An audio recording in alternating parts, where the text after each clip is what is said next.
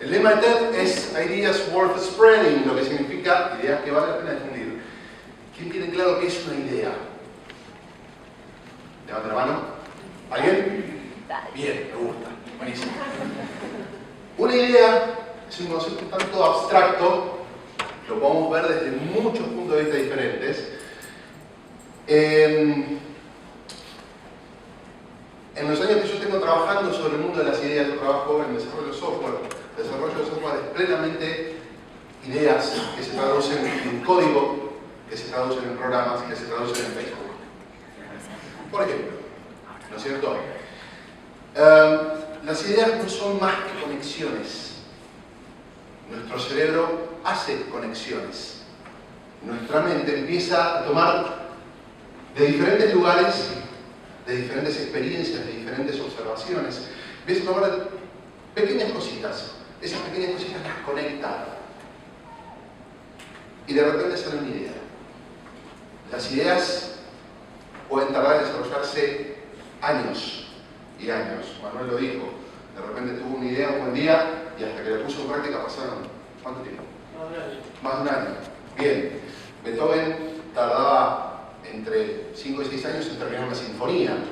La más hermosa de las sinfonías es una idea. La música es una idea. Entonces, ¿de dónde salen las ideas? Las ideas tienen dos caminos principales. Perdón, los psicólogos, voy a mandar una barrabasada acá, pero bueno, es término popular. Primero, la idea que nace desde el inconsciente. Es decir, nuestro inconsciente es increíblemente poderoso. Si tenemos que comparar nuestro consciente, es decir, la parte que nos está prestando atención en este momento acá, que está registrando todo lo que está sucediendo, desde los mínimos cambios de temperatura hasta lo que el chabón que está enfrente está diciendo, que me está aburriendo, con la capacidad que tiene el procesamiento de nuestro inconsciente, tenemos que comparar una calculadora de bolsillo con una supercomputadora. Como para que tengan una simple idea del inconsciente, la capacidad de procesamiento que tiene y de almacenamiento. Entonces, el inconsciente es fantástico para hacer conexiones entre cosas que a veces no nos hace muy bien, como bien decía Manu en su charla, como bien decía Laura, es decir, de repente nuestro inconsciente hace conexiones en las cuales nosotros nos tiramos para abajo, que después es un quilombo de volver a arreglar, gracias a Dios existen los psicólogos para eso, pero también nos pueden ayudar a generar cosas muy interesantes. El famoso Eureka, lo encontré, de Arquímedes metiéndose en la bañera, desplazando un volumen de líquido que sirvió para pesar a ver si la corona que le habían hecho al rey era de oro o no, nació básicamente de ese inconsciente. El tipo inconscientemente hizo una conexión en su cabeza que de repente apareció. Pero nada nace de la nada. No se puede crear algo de la nada. Siempre tiene que existir algo. El otro camino que toma la idea es la del consciente. Y ahí es cuando nosotros decimos, tengo este problema para solucionar. O de repente se me ocurrió que estaría bueno poder hacer esto. Se me ocurrió que estaría bueno por ahí de repente ponerme palabritas en determinados lugares que hagan que yo me sienta mejor, que pueda estar relacionado mejor con el mundo y conmigo mismo también. ¿Cómo llevo adelante eso? Yo lo que quiero es que ustedes se vayan acá con algunas herramientas para que ustedes sean, quizás puedan ser los creadores de las futuras ideas que valen la pena difundir. No es difícil, tampoco es tan fácil. Vamos. Primero que nada, le llamamos creatividad a esto de poder generar conceptos, ideas objetivas que nosotros nos permitan desarrollar algo, ¿no es cierto? Y hay un primer paso, que es prepararse. ¿Prepararse cómo? Comprometiéndose. Comprometerse con generar algo, que todavía no lo sabemos. Comprometerse con generar algo. Poner recursos a disposición de este hecho de generar algo. Hay 3 pasos siguientes, generales, ¿no es cierto? Que son iterar, idear e incubar. Iterar, ¿por qué? Nunca existe la idea, no existe la idea consciente que salga del consciente que sea. Se me ocurrió, lo terminé en un solo paso. No existe. Siempre volvemos, iteramos, volvemos. Es cíclico. Ideamos, vamos teniendo nociones diferentes, conceptos diferentes, charlamos, etcétera, etcétera. Esto lo vamos a ver un poquito más en detalle. E incubamos. ¿Qué se llama incubar? Incubar significa dejar descansar. Dejar descansar. Si te ocurrió algo, bien, por ahí en ese momento no tenés exactamente en claro la idea, está como nebuloso, lo que sea, como los cartelitos, de repente tuviste la idea y tuviste que dejarlo descansar un año. Bien, genial. Dejá descansarlo. Muchas ideas terminan cerrándose cuando las dejás descansar. Cuando las dejás relajarse y tu cerebro se distrae de eso. Ahí actúa el inconsciente. El inconsciente es fundamental. Edison, conocido por tener muchísimas patentes, tipo bastante complicado, tenía un método muy interesante para acceder a su inconsciente. ¿Cómo hacía? Se sentaba en un silloncito, para dormir una siesta, mano abierta, ponía una llavecita, debajo ponía una olla. El tipo cuando se quedaba dormido, viste cuando estás en ese estado de medio entre consciente e inconsciente, que de repente soñás cosas locas, pensás cosas locas, y de repente te quedaste dormido y te olvidaste de las cosas locas que pensaste que estaban buenísimas.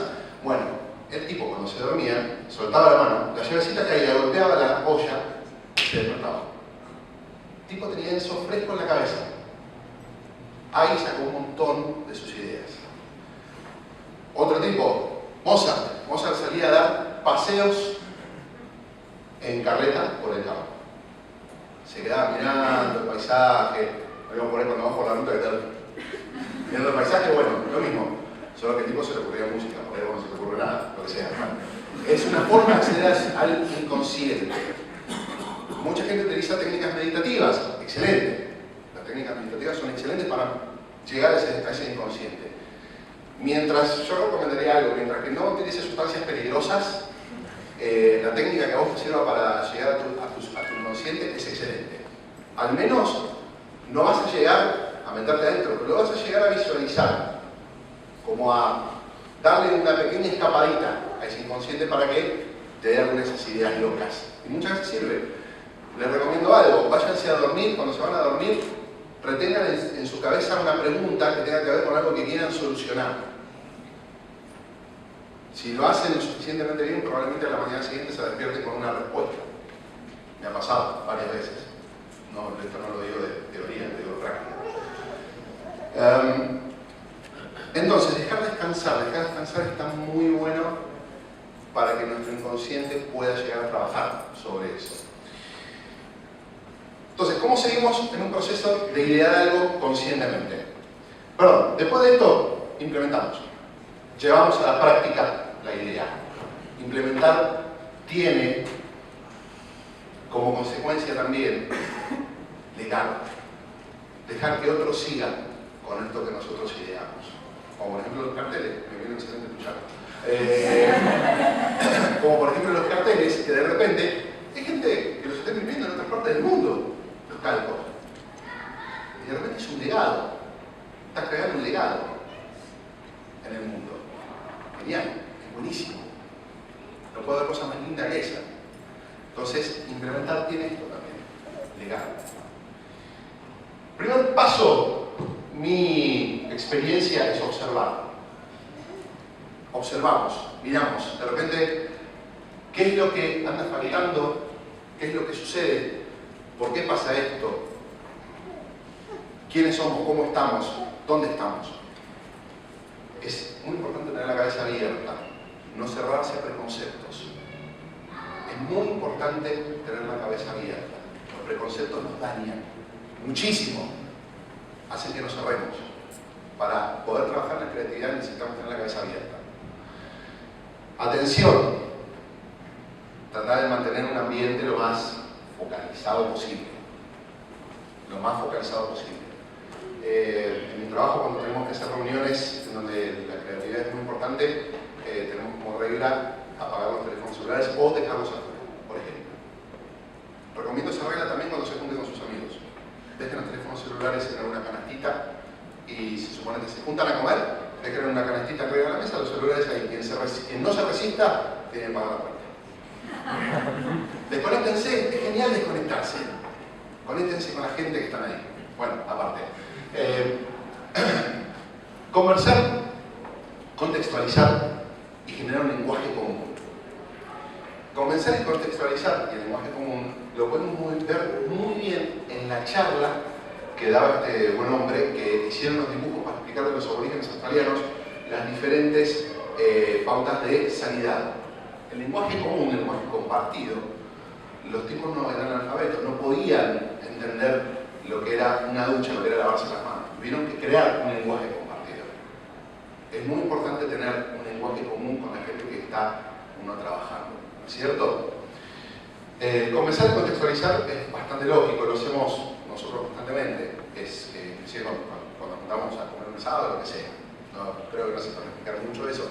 Sí, es importante poner un contexto en la idea en la que estamos trabajando. ¿Cuál es el contexto en el que va a funcionar? Una idea no funciona para todo, para todos. Eso es lo que se hace respirar. Entonces, contextualizar, poner un marco de referencia. ¿Dónde va a ir esa idea? Siguiente paso es la investigación exploratoria. ¿Ok? La investigación exploratoria tiene como característica marcar el terreno, explorar, fijarse por dónde vamos a ir, cuáles son las posibilidades. Es hacer un mapa de a dónde estamos yendo. Hay una técnica muy ocupada que se llaman mapas mentales, mind maps, que los recomiendo, como para que investiguen también. Es muy bueno, muy fácil de utilizar. Y en la investigación exploratoria básicamente vamos a tener todo aquello relacionado con los marcos de referencia que nosotros nos van a delimitar el terreno de acción de esa idea. ¿Ah? Tenemos... Bueno, Preci decidió ponérmelo un poquito torcido, torcer la cabeza. Tenemos la reflexión. La reflexión es una conversación interna al principio. ¿De acuerdo? Uno cuando reflexiona algo, siempre es una conversación interna al principio. Luego, esa conversación se puede llegar a trasladar a los otros. Entonces, para entender a dónde estamos yendo, la conversación interna tiene que estar basada en nuestras experiencias y valores. Las experiencias son lo más importante que tenemos en la vida, ni la educación ni nada, las experiencias. Todos se basan en experiencias. Entonces, esto de la reflexión nos va a llevar a otro tipo de investigación, que es la generativa. La investigación generativa es cuando realmente empezamos a poner las ideas sobre la mesa. Empezamos a tirar opciones, tirar diferentes capacidades. Tenemos a dónde queremos ir, tenemos cuáles son los criterios que quiero que cumpla esa idea, tenemos los conceptos básicos de esa idea. Luego pasamos a otro paso, que es muy interesante, que es el hacer. Generar un prototipo, generar algo que sea tangible. Si es, por ejemplo, un software, vas a generar algo que vos puedas instalar en una computadora y probarlo. Si es de repente una idea que tiene un resultado que es físico, vas a generar ese objeto físico. Ese objeto físico lo que te va a permitir es visualizar tu idea en el contexto apropiado. Tu idea en el contexto apropiado. Vas a buscar a través de los prototipos fallidos qué es lo que está bien y qué es lo que está mal. Es importante, en el desarrollo de software hay algo que se llama early failure, es decir, falla temprana. Es importante fallar tempranamente. Cuanto más antes detectes qué es lo que está mal con tu idea, antes lo corregís y menos impacto tiene después. Es importante. Luego están las conversaciones internas también del hacer y las herramientas materiales que tienen que ver justamente con esto de ponerse a laburar sobre esa idea. No todo tiene que ver con la mente, sino también con las manos. Luego, tenés investigación evaluativa, es decir, ¿qué pasó? ¿Anduvo? ¿No anduvo? ¿Está buena? ¿No está buena? ¿Cuál es el feedback que tengo yo de la gente? ¿Qué es lo que el resto de la gente que yo conozco, de la gente que yo le estoy presentando esta idea, me dice? ¿Ok? Y acá, este ciclo no se cierra. Todo esto es iterativo y recursivo. La investigación evaluativa puede ser recursiva, es decir, vos podés investigar, evaluativamente podés dar a evaluar y de repente sobre esa evaluación generar otra evaluación. Esos procesos hacen que la idea de generar una idea, justamente, sea algo de lo menos lineal que existe en el mundo. Es un tema bastante largo de hablar para los 18 minutos que tenemos en la tele, pero quería hacer una especie de resumen. Entonces, iterar, dar vueltas, idear, generar esos conceptos e incubar, dejar descansar. Cuando tenemos esa idea funcionando, cuando tenemos esa idea ya cerrada, lo único que llegamos de vuelta es implementar lo que yo les contaba, poner en práctica, hacer que esa idea salga al mundo, crear un legado. ¿A quién se le ocurrió de repente hacer un tenedor? La verdad no tengo ni idea.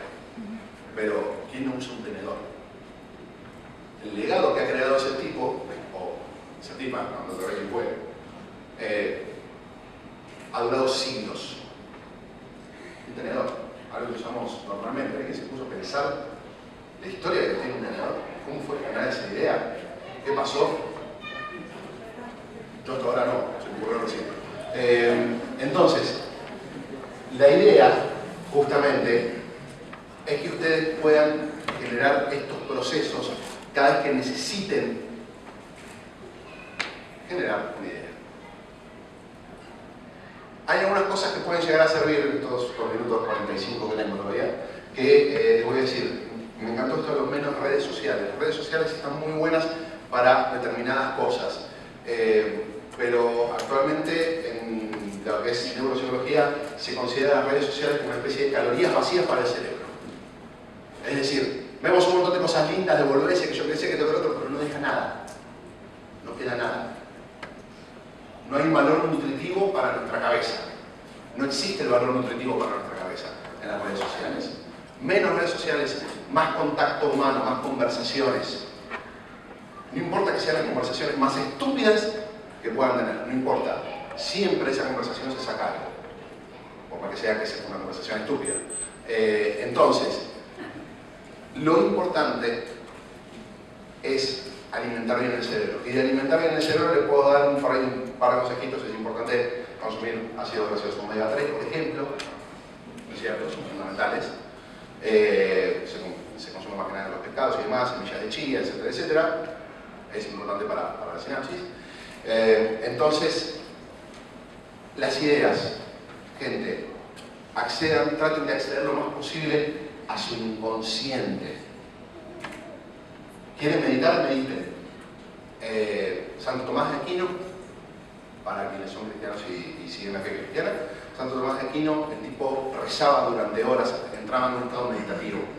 Cuando entraba en ese estado meditativo, ahí se ocurrían los geniales textos que escribió. ¿Ok? Aprovechen la capacidad que tiene su cerebro, su inconsciente, de procesar 250 millones de datos por segundo. Esa capacidad es lo que a ustedes después les va a hacer que llegue un momento que digan eureka. Y quizás puedan generar ideas que valga la pena difundir. Tecnología, educación y diseño significa que, no sé si alguien no sabía excepto los organizadores. Bien. Tecnología, educación y diseño. De las tres me quedo con educación. De las tres me quedo con educación. Pero es importante saber que la tecnología es. Podemos quedarnos mentalmente en generar la mejor idea del mundo, algo que pueda solucionar el hambre mundial. Ahora, si no hay pasión, si no hay ganas de poner esa idea en práctica, si no hay pasión para poner esa idea en práctica, no va a servir de nada. Diego, muchísimas gracias.